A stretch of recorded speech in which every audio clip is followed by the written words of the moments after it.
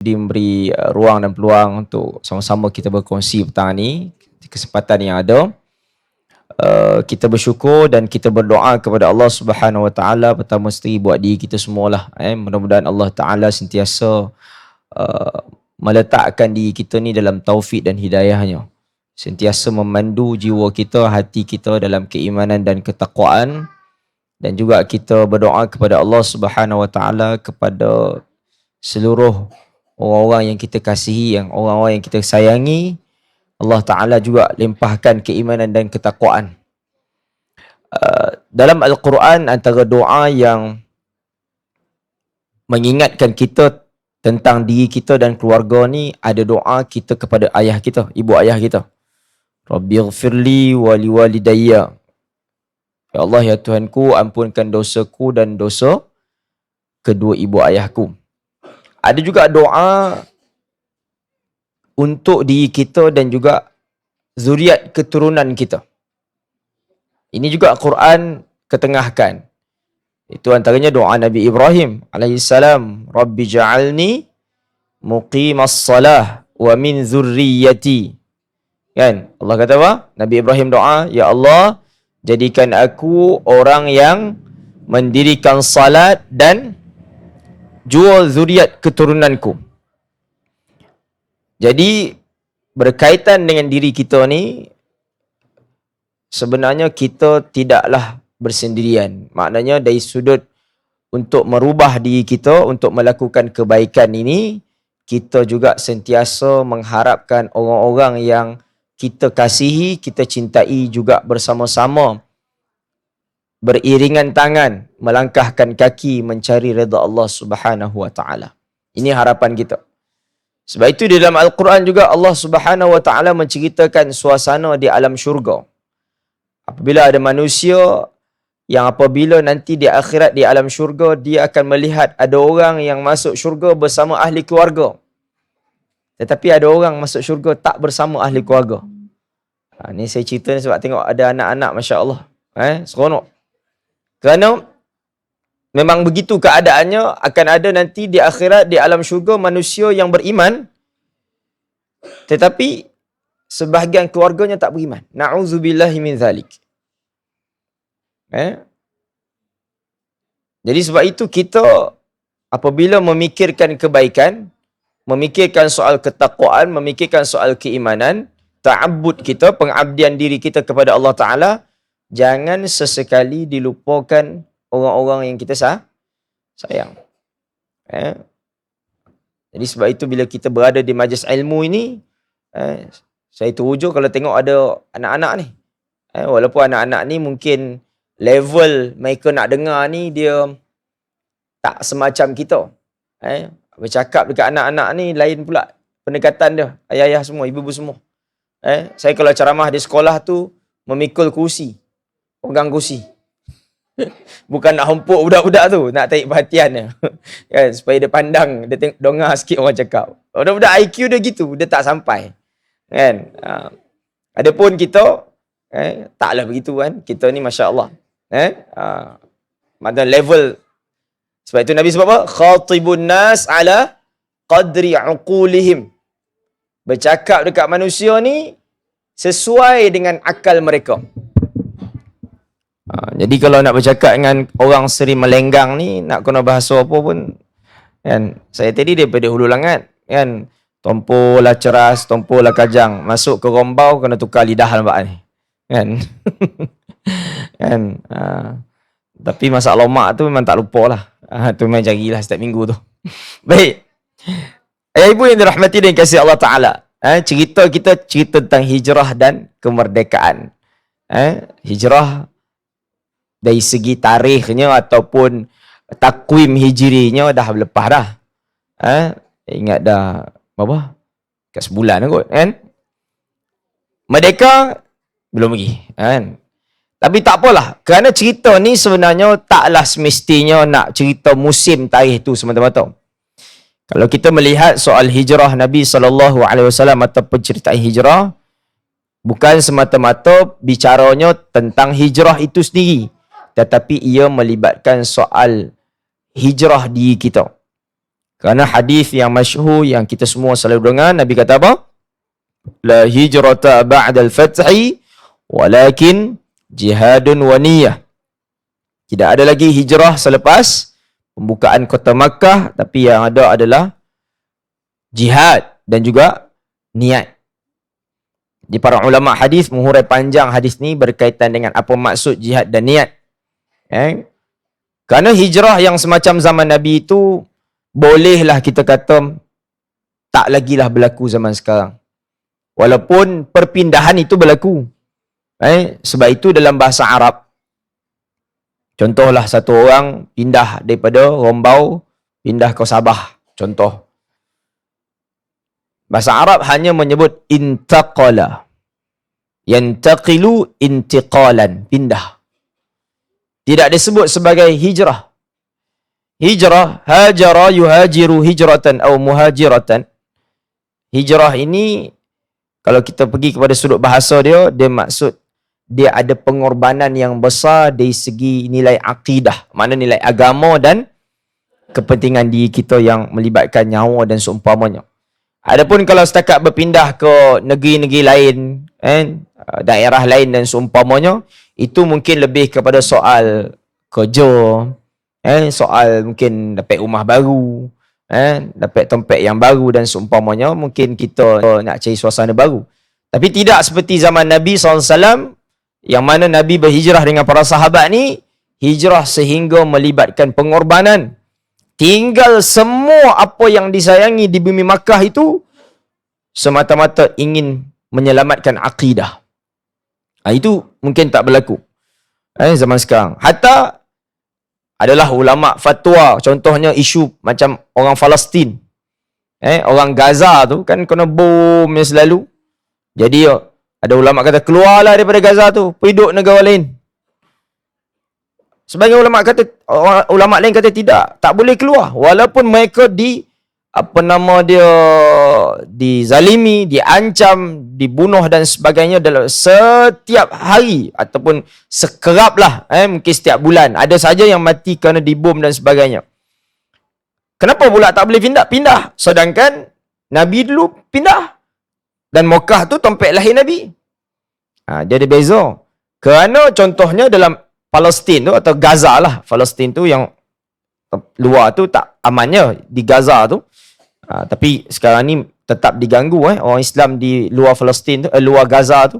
Contohnya peristiwa tahun lepas di Sheikhul Jarrah kan. Ingat tak peristiwa tu? Kan perkampungan yang diusir orang Islam kita. Tapi itu bukan di dalam Al-Aqsa, di dalam Gaza, di jajahan Israel tu. Apa beza dia antara Gaza dengan isu Gaza dengan perpindahan Rasul? Sebab Nabi ketika itu, walaupun Mekah itu tempat kelahiran Nabi, tapi bukan tanah milik orang Islam. Waktu tu belum lagi. Adapun Gaza atau Palestin atau Gaza lah, Palestin tu memang dah jadi Israel punya dah. Gaza tu memang milik orang Islam. Jadi kalau keluar orang Islam daripada situ memang happy ya. Orang kafir Israel ni.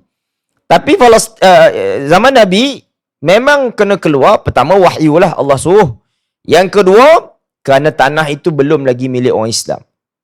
Jadi kena keluar.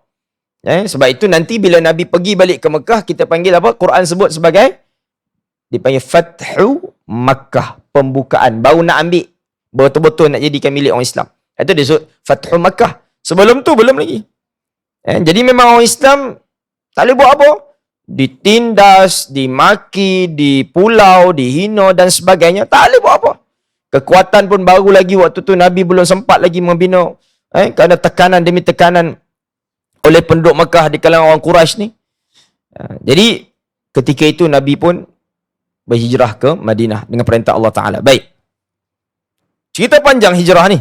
Dan itu cerita setiap tahun. Tetapi kita nak tengok sikit maksud hijrah yang apa yang disebut sebagai hajara. Para ulama hadis membahaskan maksud hajara ni seperti yang saya sebut tadi, iaitu cerita tentang ada pengorbanan. Ni cerita hijrah sebenar ni memang kena berkorban. Siapa pun lah, termasuk tuan cakap ni, saya yang paling utamanya. Kerana kalau nak berbicara tentang hijrah ayah ibu yang dirahmati Allah, dia bukan sekadar cerita sejarah, cerita sirah. Dia memang memerlukan mujahadah dalam jiwa kita. Sebab itu, kita mungkin rasa kita ni dah okey. Mungkinlah.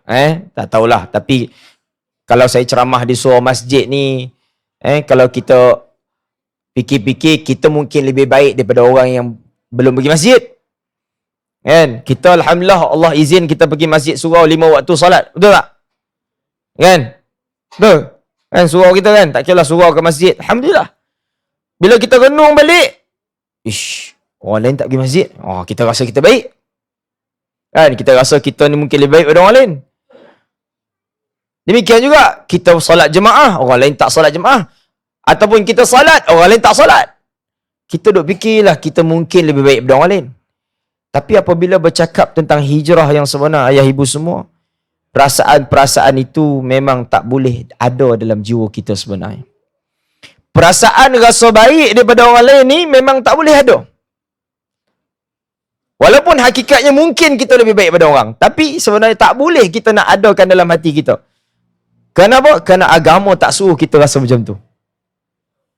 Kalau kita rasa macam tu, demikianlah mula terbelenggu ujubnya, terbelenggu riaknya, terbelenggu dengan macam-macam sum'ah dan seumpamanya, yang akhirnya kita berdiri depan Allah Ta'ala di pada mahsyar nanti, kosong.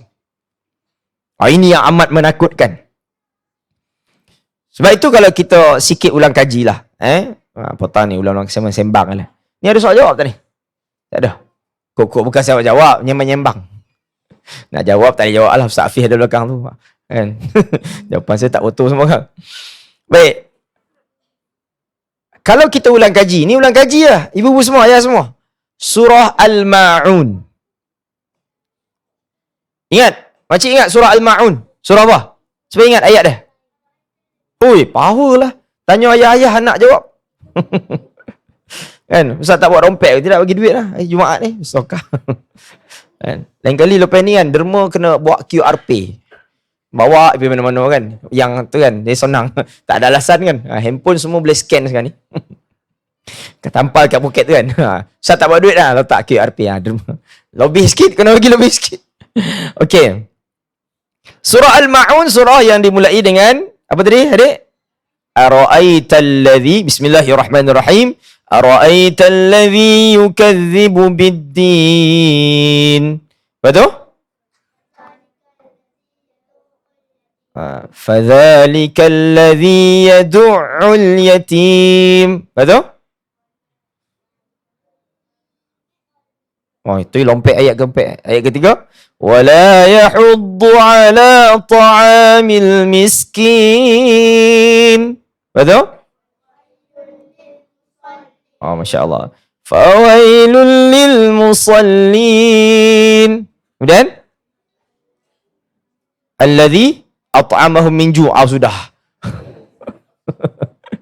Alladhina hum an salatihim sahun. Alladhina hum yura'un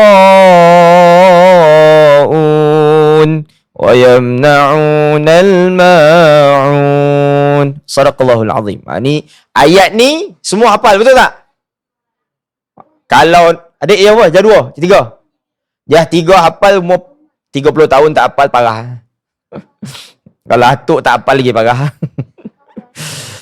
Surah ni semua orang hafal, satu. Yang kedua, hafal dah bertahun dah. Betul tak, Makcik? Rasa kalau ada yang mungkin 60, 50 dah hafal start. Mungkin umur macam adik ni lah. Kan? Umur 9, 10 tahun tu dah hafal dah. Surah ni, ayah ibu semua, kerana kita hafal,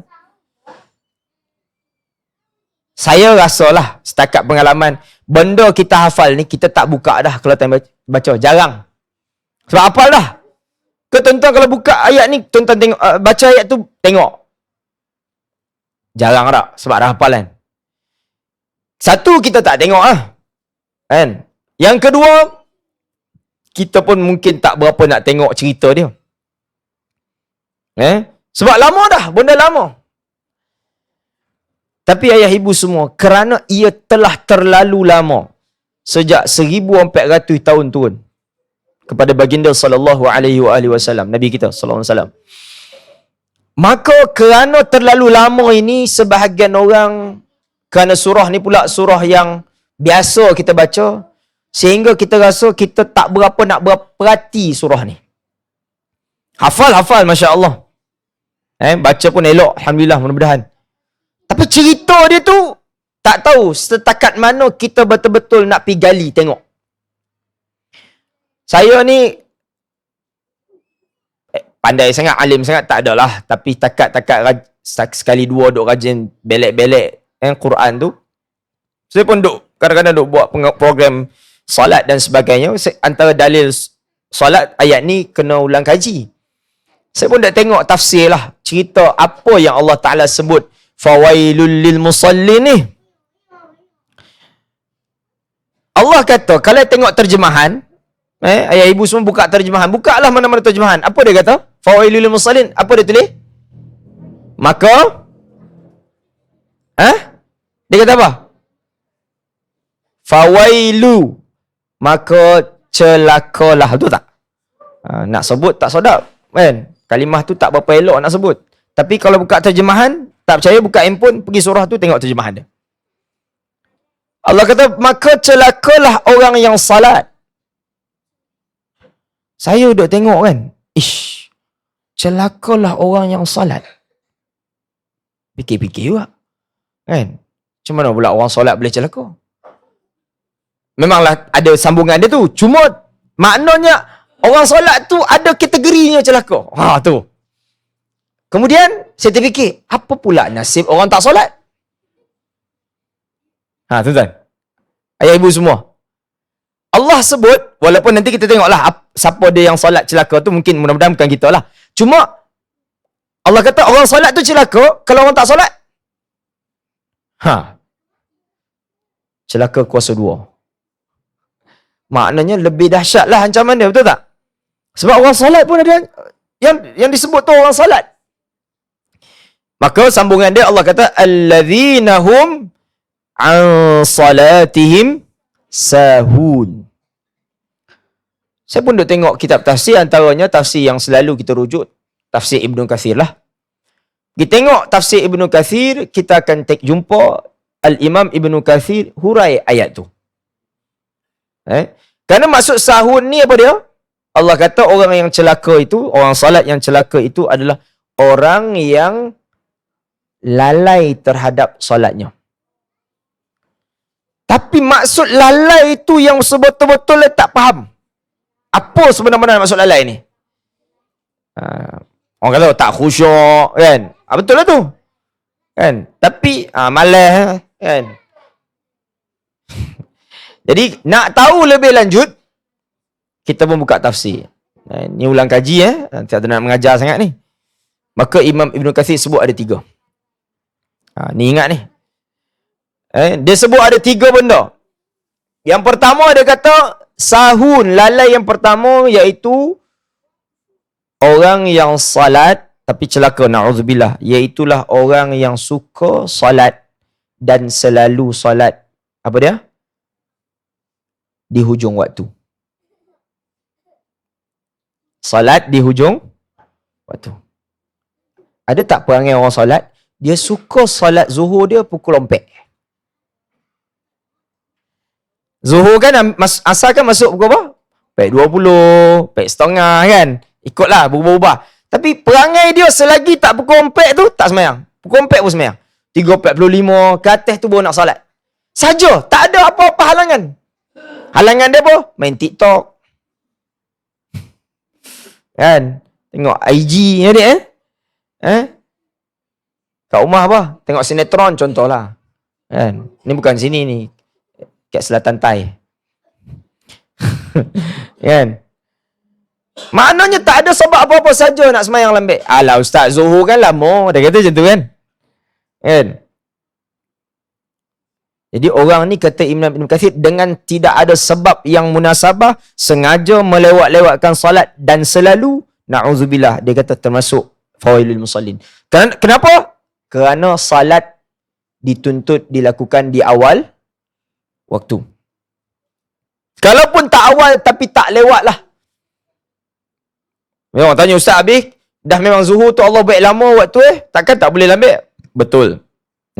Dari si fiqhnya memang begitu. Kerana antara hikmah Allah memanjangkan waktu-waktu salat tertentu, kerana faktor Allah maha tahu urusan hambanya yang sebahagian ada urusan dunia yang penting. Walaupun nama urusan dunia, tapi kadang ada yang penting. Contoh apa? Doktor. Doktor kalau nak bedah orang, contohlah dia bedah pukul 12 tengah hari, pembedahan tu makan 3 jam setengah. Kan ke tak sampai 3,5 kompak kan? Jadi dia susah nak berhenti solat time azan tadi. Kan? Dia tengah-tengah azan tu, dah masuk waktu ni, berhenti jap. Dia pun tengah bedah, gunting itu ni, dia pun tinggal semayang tepi tu kan. Ambil uduk semua. Habis bagi salam, Assalamualaikum warahmatullahi, dia pun sambung bedah, pergi jahit orang tu. Tiba-tiba hilang, mana lah gunting dia? Lupa tinggal dalam perut orang tu. Terlupa. Jadi pembedahan dia tak boleh macam tu. Dia kena selesai kan. Adalah tugas-tugas yang memang ada kelonggaran. Yang besar-besar macam polis ke, tengah-tengah duk buat sekatan jalan raya ke, tengah duk ambush penjenayah ke. Tak boleh lah tengah azan, berhenti je lah semayang tu. Penyangak duk bertembak-tembak ni contoh. Jadi ada waktu-waktu yang memang dibolehkan dilewatkan waktu solat kerana sebab yang munasabah. Ni macam musim Covid itu kan, bersusun orang ke hospital. Susah masa tu. Hatta sebagian mufti kita membolehkan frontliner ni salat jamak.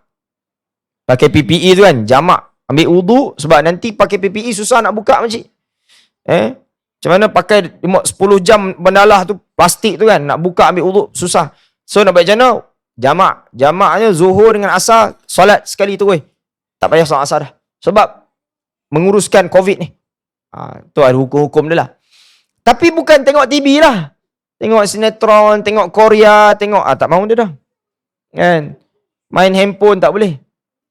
Itu yang pertama. Makna satu orang kalau dia suka solat lewat, termasuk di kalangan orang yang Allah Subhanahu Wa Taala sebut celaka orang tu. Walaupun dia solat. Tu orang solat tu. Kan? Baik. Yang kedua, kata Imam Ibn Kathir apa dia? Salat tapi dapat celaan. Satu orang salat tak jaga rukun dan syarat salat dengan betul. Ni ulang kaji ni. Rukun salat ada berapa dek? Rukun salat 5. Itu rukun Islam. 13. Lulus tu. Besok. 13 rukun ni. Cuba tuan-tuan tengok orang solat hari ni.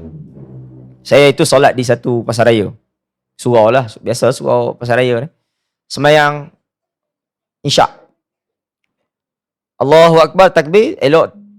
Beberapa saat tu datang satu hamba Allah solat sebelah saya. Kan? Dia tak ikut saya lah. Dia pun solat sendiri. Kan? Kita pun solat. Tapi tengah duduk solat tu, sebab dia satu line tu, dalam satu solat, taklah perhati. Tapi perasan, pergerakan dia tu agak agresif. Sebab okey kan, tak jauh sangat. Tapi pedulilah, kita fikir solat kita. Tuan-tuan, saya baru rakaat kedua, dia dah bagi salam. Saya baru rakaat kedua, bangun daripada tahiyat tu, nak masuk rakaat ketiga, dia dah fil alamin dah. Dia bagi salam. Memang kalau tanya ustaz solat tak khusyuk, memang tak khusyuk, confirm tak khusyuk. Nak khusyuk ke bukan benda. Dia solat fast furious. Tu favorit dia. Grand Prix punya solat. Racing punya. Tuan-tuan bayangkan macam mana solat macam tu? Bagaimana tamak ninahnya, bagaimana dia baca Fatihahnya. Saya memang banyak kendalikan. Esok pun saya di At-Taqwa Parway. Program dengan Main. Saya sebut apa? Ni bukanlah kajian ada tesis apa, tapi setakat pengamatan saya lah. Siapa baca Fatihah laju makcik, hampir pasti solat tak sah. Ini kajian saya ni. Kenapa saya kata macam tu? Tuan-tuan contoh kita baca Fatihah ni baca perlahan ni.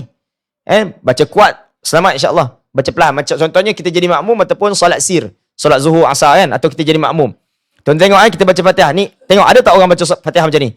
Bismillahirrahmanirrahim. Alhamdulillahirabbil alamin arrahmanirrahim maliki yaumiddin. Ada tak orang baca Fatihah macam tu? Ada tuan-tuan?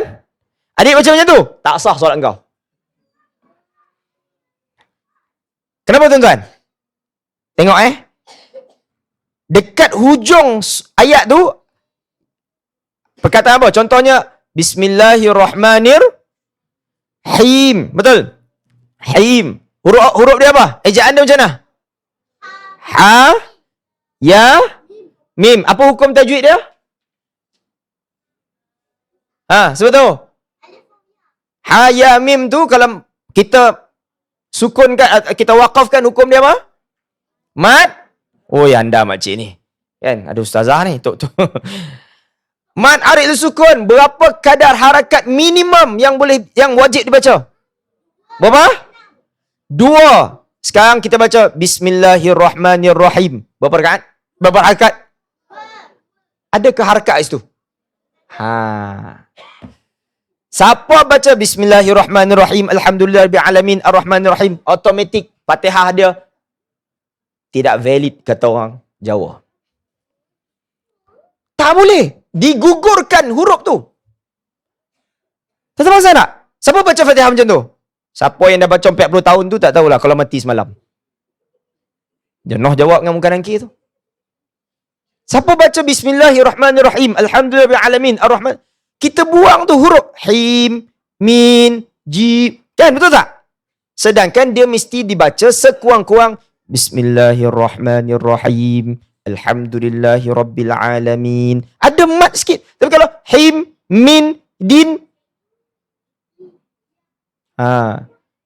itu tak kira lagi Alhamdulillahi Rabbil. Rabbil tu Rabba. Ada syaddah, betul? Ada syaddah maksudnya apa, adik? Maknanya ada 2 huruf di situ, betul? Ba tu ada 2. Rabbil. Tuan-tuan baca Alhamdulillahi Rabbil Alamin. Rabbil. Dia boleh hilang satu ba. Rabbil. Ini memang saya cek. Banyak tak lepas lah, tuan-tuan. Sebab itu betul. Saya tengok balik ayat ni, tengok Imam Ibn Katsir kata, sungguh betul. Tak jaga rukun dan syarat. Betul lah berapa ramai orang solat. Na'udzubillah. Mudah-mudahan Allah selamat kita. Memang ada manusia solat tercela macam tu. Sebab itu ayah ibu semua, solat ni dia bukan ditunaikan.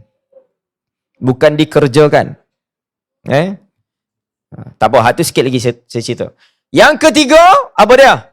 Kata Imam Ibn Katsir, iaitulah orang yang dia salat tetapi tidak menghayati makna-makna bacaan dalam salat. Lantaran itu dia tak khusyuk dalam salat. Ayah ibu semua, bacaan dalam salat rukun. Rukun bukan sunat, rukun saja. Ada berapa? Bacaan. Ni ulang kaji ni jadi budak-budak student kafar pula. Bacaan dalam salat rukun ada berapa? Ayah semua. Rukun bacaan berapa, dik? Tu ke satu? Apa dia? Pertama, Ustaz beritahu ada 5. Ada 5, tuan-tuan. Ayah, ibu-ibu semua ada 5. Apa dia yang pertama? Surah mana ada rukun? Rukun ni. Yang pertama takbiratul ihram, betul? Yang kedua suratul Fatihah. Ni standard lah, ustaz tanya ustaz jawab balik. Yang kedua Fatihah. Ketiga tahiyat. Keempat selawat. Kelima salam. 5 ni banyak ke sikit? Makcik, 5 ni banyak ke sikit? Takbiratul ihram apa dia? Allahu Akbar tu lah. Fatihah 7 ayat tu lah. Tahiyat at-tahiyatul mubarakatuh salawatu sampai asyhadu an la ilaha illallah wa asyhadu anna muhammadar rasulullah tu je. Selawat Allahumma salli ala Muhammad, yang tu saja rukunnya. Kemudian assalamualaikum, tu je. Banyak ke sikit, makcik? Ayah, banyak ke sikit? Tak berani jawab. Tanya ayah, anak-anak jawab.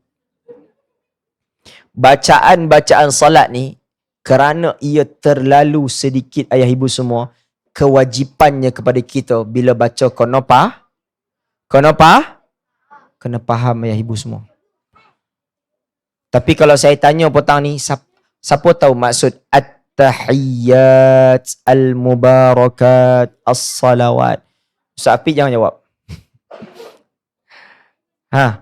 Siapa tahu maksud dia? At-tahiyyatul mubarakatus salawat. Tu. 60 tahun dah baca makcik. Adik tak tahu, tak apa, Ustaz tak heran niat. Kau pun tak balik lagi. InsyaAllah tak ada dosa pahala lagi. Sebab itu Imam Ibn Kathir kata berapa ramai orang salat, demikian keadaannya. Saya tadi duk fikir nak cerita apa hijrah ni. Saya nak cerita hijrah salat lah petang ni. Itu poin saya sebenarnya. Supaya kita merasakan betapa salat yang kita buat, macam saya sebut tadi, jangan kita rasa kita lebih selamat pada orang lain, tuan-tuan. Jangankan ayah ibu, saya yang cerita ni, saya lebih rasa tak selamat.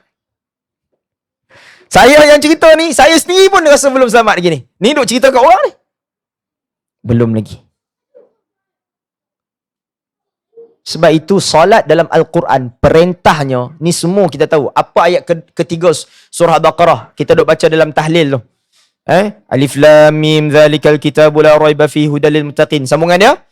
Allazina yu'minuna bil ghaibi wa yuqimunas salah. Betul?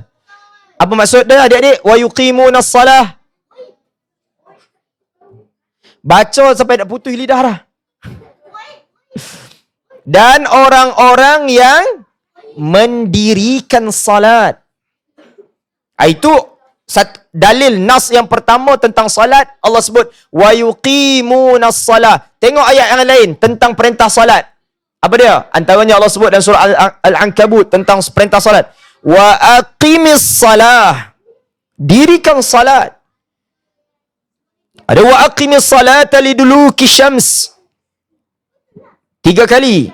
Wa aqimis salah tu ada 3 kali. Lagi ada wa aqamas salah.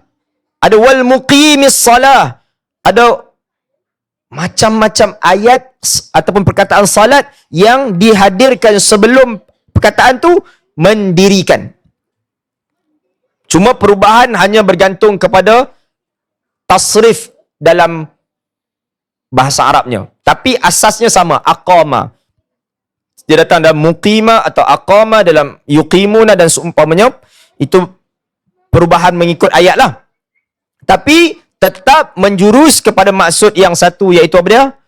Mendirikan salat. Sebab itu Bilal, muazzin, sebelum azan dia akan sebut apa? Qad qamatis salatu, qad qamatis salah. Qamatis salah. Qamat. Dirikan. Qama. Jom, bangun. Solat nak didirikan. Kan dia panggil orang kan? Qama. Digunakan kalimah qama. Kita tengok lagi tafsir. Ni saya nak kongsi petang ni. Sebab nak faham Quran ni, tak boleh nak faham dalam-dalam. Melainkan kena tengok tafsir. Saya pun buka tafsir apa kata imam-imam ulama tafsir ni. Maksud dirikan salat ini, apa dia? Iaitulah itmamus salah, menyempurnakan salat. Ataupun ada as-salah, dengan melaksanakan salat itu bi itmamir ruku'i was sujudi wat tilawati ila akhir. Iaitulah melaksanakan salat itu dengan menyempurnakan semua perbuatan dan rukun-rukunnya sehingga ia betul-betul menepati cara yang dianjurkan atau dilakukan oleh baginda sallallahu alaihi wasallam. Hadirin yang dirahmati Allah. Sebab itu dalam ayat surah Al-Ma'un tu, Allah cela orang salat. Allah tidak cela orang yang mendirikan salat. Pasal tak? Dia sebut apa? Musallin. Dia tidak sebut muqimas salah ataupun muqimis salah. Dalam doa yang kita baca tadi, Rabbi ja'alni muqimas salah. Doa yang Nabi Ibrahim minta tu. Ya Allah, jadikan aku orang yang mendirikan salat. Nampak tak beza dia? Yang itu, ya Allah, Allah mencela orang yang salat. Yang ini, jadikan aku orang yang mendirikan salat. Nampak tak? Penggunaan lafaz Quran beza. Sebab itu orang yang salat belum tentu selamat. Yang selamat siapa dia? Orang yang mendirikan salat. Siapa cakap? Quran bagi tahu. Ini tengok cara kita baca Quran macam tu. Analisa. Tadabbur macam tu. Tengok, perhati, masya-Allah. Tapi memang kena ambil masa sikit lah kan. Saya pun tak tahu, banyak tak tahu. Cuma yang perasan tu saya kongsi lah. Tapi kerana salat ni kita buat hari-hari dan ia memerlukan transformasi. Tu bahasa ahli politik tu, transformasi. Nak PRU ni kan, buatlah macam tu sikit.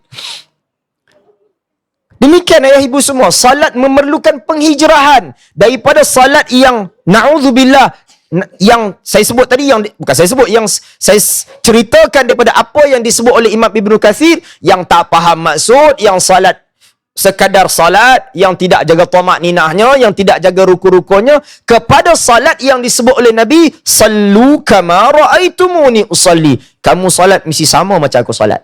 Itu yang Nabi sebut kepada para sahabat.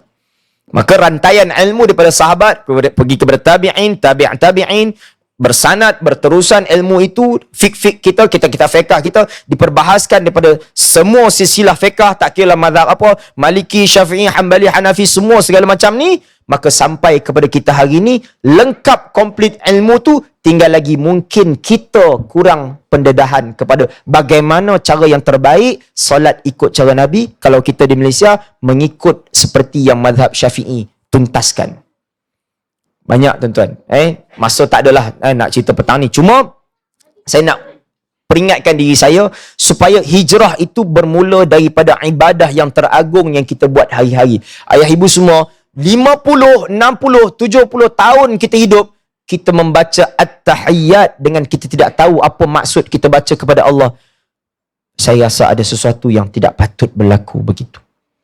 Sebab itu kalau saya jadi menteri, ya makcik, kalau saya jadi menteri lah, kan, saya akan wajibkan bahasa Arab tu, peperiksaan utama wajib orang Islam kena ambil. Bukan pilihan, wajib. Maknanya SPM tu, orang Melayu Islam, mesti dalam sijil tu ada. Tak lulus macam level bahasa Melayu, tak boleh kerja. Bahasa Arab punya level. Tuan-tuan rasa kalau saya buat macam tu, nak sokong tak? Sokong tak makcik? Ha? Kau tak undi 18 tahun lagi, tak layak undi. Tak efek undi, Ustaz. Tuan-tuan nak sokong tak kalau saya buat macam tu? Undi saya PRU 15 ni. Kerana agama, bahasa Arab ni ayah ibu semua, dia bukan bahasa Ustaz. Oh, belajar ni nak jadi Ustaz. Tak ada. Habis tuan-tuan ingat orang belajar bahasa Inggeris semua jadi engineer ke? Ha? Tak ada pun. Bahasa Inggeris tu dah memang silibus. Belajarlah. Memang bagus. Tak ada masalah apa. Tapi bahasa Arab lebih utama daripada bahasa Inggeris. Bahasa agama, ruh kita. Salat dibaca dalam bahasa Arab. Al-Quran bahasa apa? Parsi. Bahasa apa? Tamil. Quran. Kita baca suratul Ikhlas. Tak faham kita. Padahal baca 8,000 kali dah semua hidup ni. Surah Al-Falaq. Tak faham. Min syarri hasidin idha hasad. Apa bondo Ustaz? Acik main baca ya. Padahal kita baca hari. Bukanlah semua orang tak faham. Tapi secara umumnya orang kita tak faham. Lain kalau bacaan yang memang jarang. Yang itu saya pun banyak tak faham. Quran ada 6,000 ayat. Kan? Banyak yang saya tak faham lagi. Tapi kalau bacaan harian, bacaan dalam salat yang kita baca ribuan kali, puluhan ribu ayah ibu semua. Bukan ribu dah. Daripada sehari kita salat 17 rakaat sekurang-kurang, betul? Kali dengan 30 hari, berapa? 17 kali 30. Kalilah, kan? Tu tak masuk solat sunat gitu. Tak masuk bulan puasa lagi tu, tarawih. Makna setahun kita solat mungkin 6-7 ribu rakaat. Kali dengan umur kita, 10,000 rakaat dah kita solat depan Allah Ta'ala. Tak tahu baca apa. Tuan-tuan, kalau Allah kata, Nabi kata, solat bacaan bacaan surah tu kena faham, itu dia beban, kena susah. Tu pun memang kena faham pun sebenarnya. Tapi tak jadi rukun. Nabi kata apa? Allah kata apa? Wa idza quri'al Qur'anu fastami'u lahu wa ansitu la'allakum turhamun. Betul? Apabila Quran diperdengarkan, dibaca, yakni imam baca, kita dengar, Allah kata apa? Wa ansitu, dengar dan senyap dan dengar. La'allakum turhamun. Mudah-mudahan kamu dirahmati. Tapi tak apalah, hak tu bukan rukun. Tapi untuk bacaan rukun yang saya sebut, takbir, Fatihah, tahiyat, salam, hak tu berapa? 4-5 kita baca dengan tanpa kita sedar kita baca apa. Yang ini mesti diperbaiki. Ini bukan saya cakap. Boleh buka tafsir Ibn Kathir. Pergi pada surah Al-Ma'un. Tengok apa Imam Ibn Kathir sebut pada huraian ayat yang keempat yang kita baca tadi. Jadi sebab itu, hijrah ini bermula daripada kekuatan umat Islam, iaitu salat. Sebab itu ayah ibu semua, tak usah cakap apalah. Nak cerita bab kejatuhan moral, nak cerita bab apa integriti, macam tahu integriti. Sebut integriti roti apa ustaz? Kan. Apa integriti? Ketelusan. Dalam kerja, mana tak pecah amanah, tak khianat. Apa sahajalah isu yang berlega di sekeliling kita hari ini, tuan-tuan, memanglah sebab kita tidak balik kepada rawatan utama yang Allah bagi, iaitu salat. Kita memang salat, tetapi salat kita bukan kita dirikan, setakat kita buat je. Sebab itu Allah sebut surah Al-Ankabut tadi apa? Wa aqimis salah, innas salata tanha 'anil fahsya'i wal munkar. Itu Allah sebut. Dirikan salat, yakni dirikan dengan sempurna. Kerana itu sahajalah yang akan mampu menjaga, memelihara kamu daripada melakukan perkara keji dan mungkar. Itu saja. Betul bukan formula ustaz tu, bukan pakai memotivasi tuan-tuan. Tak payah balik tengok Quran direct, Allah sebut 1400 tahun dah. Nabi telah ceritakan kepada kita. Tapi kita tengok kerosakan demi kerosakan, moral anak-anak muda dan seumpamanya. Bukan muda je, tua pun lebih kurang ya. Sakan duk buat pelik-pelik zaman sekarang ni. Kan? Orang duk hijrah benda apa baik kepada lebih baik daripada tak baik kepada dia, hijrah daripada lelaki pada perempuan. Perempuan hijrah pada lelaki, mampu. Hijrah ustaz, hijrah hujjah tu Argentina. Apakah? Hadirin yang dirahmati Allah Subhanahu wa taala. Jadi sebab itu kesempatan yang ada petang ini untuk kita mengambil semangat membina kembali hijrah, membetulkan diri kita di hadapan Allah Ta'ala. Bermula daripada itu ayah ibu semua, insya-Allah proses hijrah yang lain dalam segala tindakan urusan harian kita, dia akan berlaku. Kerana kalau salat yang betul, tuan-tuan, saya bagi contoh mudah je. Satu orang salat, dia letak dahi dia dekat lantai. Betul? Sujud. Kemuncak salat, sujud lah. Sebab Nabi kata apa? Aqrabu ma yakunu 'abdun min rabbih wa huwa sajid, wa huwa sajid, iaitu waktu seorang hamba yang paling dekat dengan Tuhannya waktu dia sujud. Nabi kata fa'aksiru du'a. Tuan-tuan, waktu sujud ni kemuncak hamba dengan Tuhan. Waktu sujud ni lambang penghinaan kemuncak kita dengan Allah Ta'ala. Tuan-tuan rasa kalau orang sujud yang sebenar-benar sujud, dia ada lagi tak dalam hatinya nak kutuk orang, nak maki orang, nak hina orang, nak pejatuh orang? Ada lagi tak agak-agak makcik? Orang sujud macam tu, keluar masjid surau, fikir lagi tak? Datang selipar jepun, keluar pakai sandal Adidas. Tak mahu dia dah. Maknanya pakai selipar murah, keluar selipar mahal. Curi selipar orang. Tak perasan dia gobah. Banyak kau punya tak perasan. Kalau orang yang betul-betul berdiri di hadapan Allah dengan penuh rasa kehambaan, Allahu Akbar, dia mungkinlah tak 100% terus selesai. Para sahabat radhiyallahu anhum ajma'in pun terdedah dengan ujian Allah Ta'ala. Tetapi ramuan itu mesti dikembalikan pada tompek beli ayah ibu semua. Mesti dikembalikan. Apa sahajalah. Dan yang lain-lain terus jalanlah. Bukanlah yang lain tu tak payah buat dah. Kan? Apa sahaja terus bergerak. Cuma batu asas kepada perletakan iman dan takwa kita dan soal diri kita di hadapan Allah Ta'ala ni mesti diperteguh kembali untuk meletakkan diri kita sebenar-benar hamba yang mencapai hakikat kehambaan sebenar. Mungkin lah orang kata lah solat ustaz, orang buat lama dah. Tuan-tuan, memang. Tapi macam kita sebut tadi lah, solat ni dia bukan setakat buat tuan-tuan.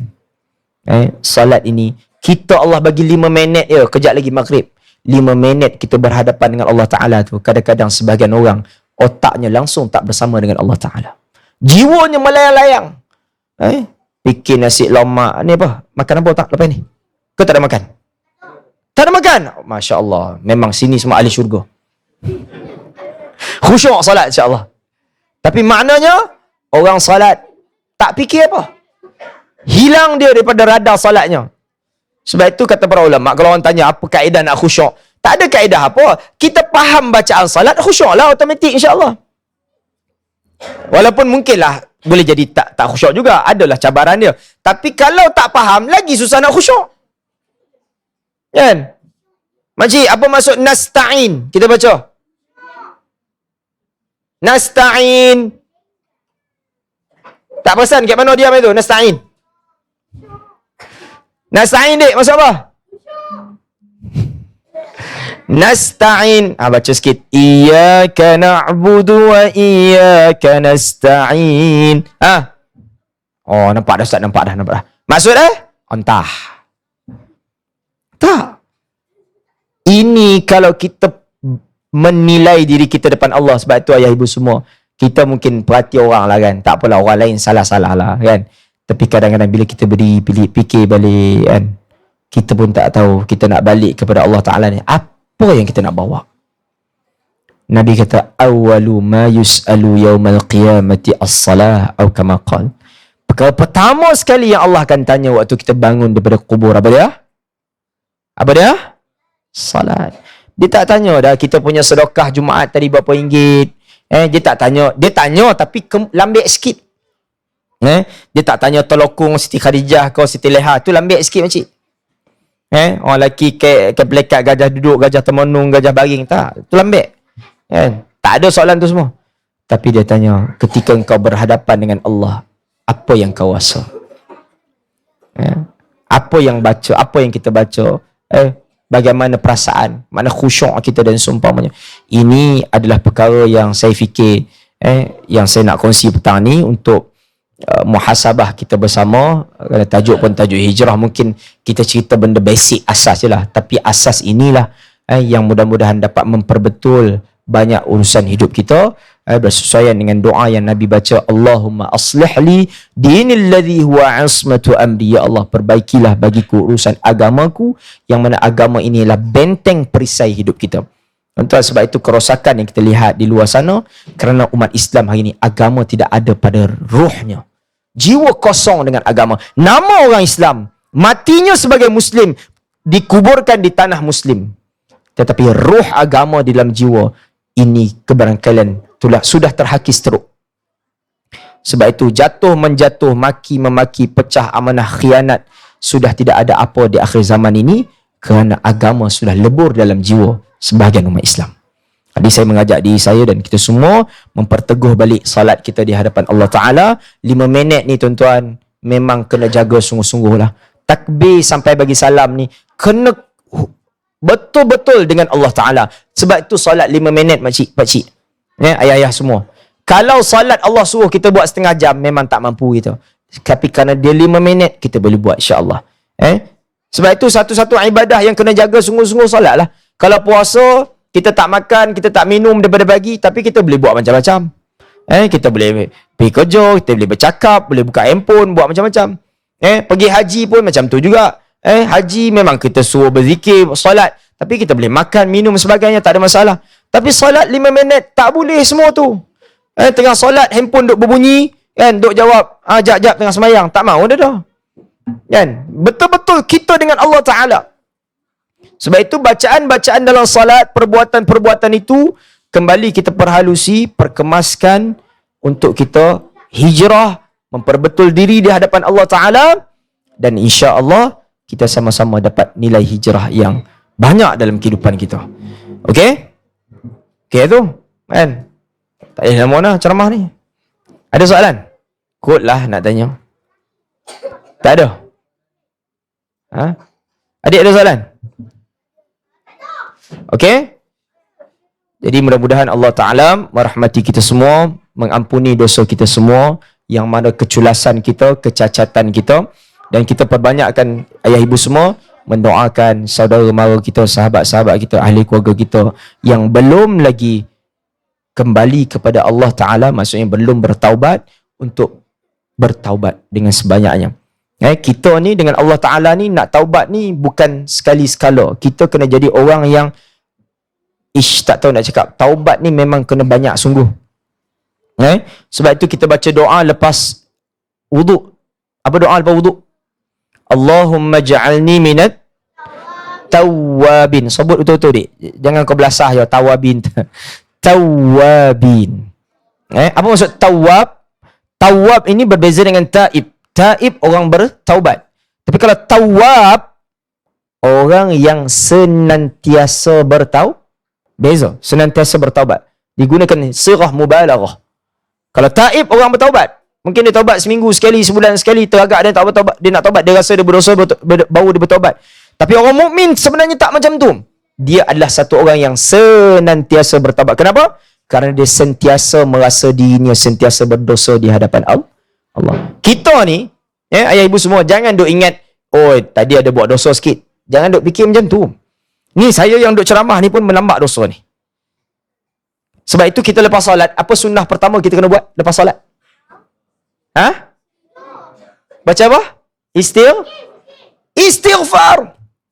Assalamualaikum warahmatullahi. Assalamualaikum warahmatullahi. Terus Astaghfirullahalazim. Kan? Panjang ke pendek tak kisah, tapi istighfar. Tu dalam solat, menunjukkan dalam solat pun buat dosa kepada Allah Ta'ala. Nabi ajar macam tu. Kalau balik kenduri, balik daripada tampin, balik daripada rambau, lagi banyak dosa gitu. Khatib, macam khutbah kan? Kan dia baca apa? Last sekali, padahal dia baca teks tu tak ada apa pun, semua elok belaka, tapi diajarkan supaya sebut aqulu qawli hadha wa astaghfirullahal azim li wa lakum. Aku cakap sampai setakat ni dan aku mohon ampun kepada Allah buat diriku dan kamu. Minta ampun. Sebab tu kita ni dengan keampunan ni, ayah ibu semua, memang takkan boleh putus. Walau orang kata apa, kalau boleh setiap detik, tapi tak mampulah. Tapi nak katanya memang kita amat-amat perlu sentiasa memohon ampun kepada Allah. Kena minta ampun selalu, minta bertaubat selalu. Dan sentiasa bertaubat ni, saya bukan nak cerita fadilat dia, cuma nak sebut orang yang sentiasa bertaubat ni, tadi kita minta yang kedua, dalam Al-Quran Allah sebut apa? Innallaha yuhibbut tawwabin. Apa maksud dia? Sesungguhnya Allah sangat cinta kepada orang yang sentiasa bertaubat. Jadi orang bertaubat ni, pertama, mengaku kita ni memang banyak dosa. Ni bukan dengan orang lain tak mau cerita. Ni kita dengan Allah Ta'ala. Yang kedua, Allah letakkan di kalangan orang yang Allah cinta, Allah sayang. So, banyakkan bertaubat. Tak usah duk kira berapa kali. Kalau Nabi 100 kali, kita beribu kali, patutnya lebih begitu. Jadi, ringankan mulut, hati sentiasa hadir untuk memohon ampun balik kepada Allah Ta'ala. Jadi, kita doa, kita jadi, sebab tu lepas wuduk tu doa betul-betul. Allahumma ja'alni minat tawwabin. Doa sungguh-sungguh. Bukan main-main. Itu satu permintaan yang tulus. Kita nak jadi orang yang sentiasa bertaubat kepada Allah Ta'ala. Okey, jadi saya kisah setakat tu lah kot. Menganjur boleh jadi wallahualam, terima kasih banyak-banyak. Setakat inilah perkongsian yang baik daripada Allah Ta'ala, yang banyak kekurangan, kelemahan. Kita baca doa sikit kot. Bismillahirrahmanirrahim. Alhamdulillahirabbil alamin, wassallallahu ala sayyidina maulana Muhammadin wa ala alihi wa sahbihi ajma'in. Allahumma ighfir lana dhunubana wa liwalidina warhamhum kama rabbawna shighara wa li jami'il muslimin wal muslimat birahmatika ya arhamar rahimin. Allahumma inna nas'aluka ridhaka wal jannah ونعوذ بك من سخطك والنار. اللهم إنا نسألك العفو والعافية والمعافاة الدائمة في الدين والدنيا والآخرة. Ya Allah, ya Tuhan kami, ampunkan dosa kami ya Allah, ampunkan dosa seluruh tubuh badan kami ya Allah, anggota kami ya Allah yang penuh berdosa kepadamu ya Allah, ampunkan dosa lidah kami ya Allah, ampunkan dosa mata kami, penglihatan kami, pendengaran kami ya Allah, ampunkan dosa tubuh badan kami yang lain ya Allah, ampunkan dosa hati kami ya Allah, ampunkan dosa kami ya Arhamar Rahimin. Ya Allah, ya Tuhan kami, ampunkan dosa kedua ibu ayah kami ya Allah, rahmati mereka ya Allah, kasihani mereka ya Allah. Andai mereka telah pergi meninggalkan kami ya Allah, jadikan kubur mereka seperti taman-taman syurga ya Allah. Jangan kau jadikan kubur mereka seperti lubang-lubang api neraka-Mu ya Arhamar Rahimin. Ya Allah, ya Tuhan kami, bersihkan hati kami dari segala sifat-sifat mazmumah ya Allah, suburkan hati kami dengan sifat-sifat mahmudah ya Allah. Ya Allah, ya Tuhan kami, jadikan kami hamba-Mu yang salat dengan sempurna ya Allah, dapat kami mendirikan salat dengan yang terbaik ya Allah, mengikut sunnah Nabi kami sallallahu alaihi wasallam. Kami sujud, kami rukuk dengan sempurna, membaca dengan penuh penghayatan ya Allah. Kami khusyuk kepadamu ya Allah. Jadikan hati kami sentiasa dapat khusyuk dengan sebaiknya kepadamu ya Arhamar Rahimin. Ya Allah ya Tuhan kami, matikan kami dalam husnul khatimah dengan kalimah la ilaha illallah. Jangan kau matikan kami dalam su'ul khatimah. Jangan kau matikan kami dalam kematian yang amat buruk ya Allah. Ya Allah ya Tuhan kami, jadikan kami dan seluruh ahli keluarga kami mentaati perintahmu ya Allah. Jadikan kami di kalangan ahli syurgamu ya Allah. Jangan kau jadikan kami di kalangan hamba yang lalai dan leka dengan urusan dunia kami yang tak berkesudahan ya Allah. Rabbana atina min ladunka rahmatan wa hayyi lana min amrina rashada. ربنا لا تزغ قلوبنا بعد إذ هديتنا وهب لنا من لدنك رحمة إنك أنت الوهاب ربنا آتنا في الدنيا حسنة وفي الآخرة حسنة وقنا عذاب النار وصلى الله على سيدنا ومولانا محمد وعلى آله وصحبه وبارك وسلم والحمد لله رب العالمين. تقبل الله منا منكم. Terima kasih banyak. Saya mohon maaf banyak-banyak terlajak kata, terlanjur bicara. Wallahu a'lam. Sallallahu ala sayyidina maulana Muhammad wa ala alihi wa sahbihi ajma'in. Wassalamualaikum warahmatullahi wabarakatuh.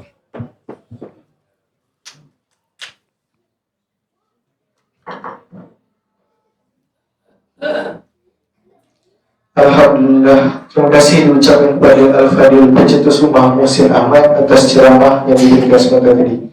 Semoga ada sedikit manfaat yang kita peroleh bersama untuk menjadikan kita hamba Allah yang terus beriman dan bertakwa kepadanya. Seterusnya, tanpa membuang masa, majlis menjemput Encik Muhammad bin Muhammad dirinya Encik Wan Kamal Zaman bin Waramli untuk menyampaikan cenderan hati kepada penceramah. Dipersilakan.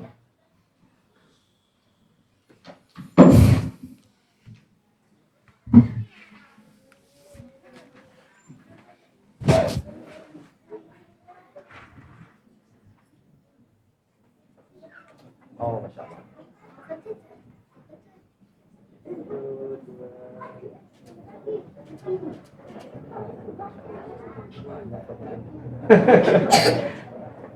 Baik, sama. Jazakallah khair.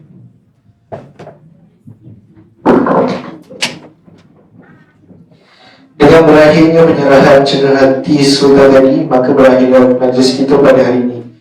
Sedikit maklumat buat para hadirin. Selepas ini kita akan solat maghrib bersama-sama. Kemudian setelah solat dijemput pada hadirin untuk menjamu selera jualan yang disediakan.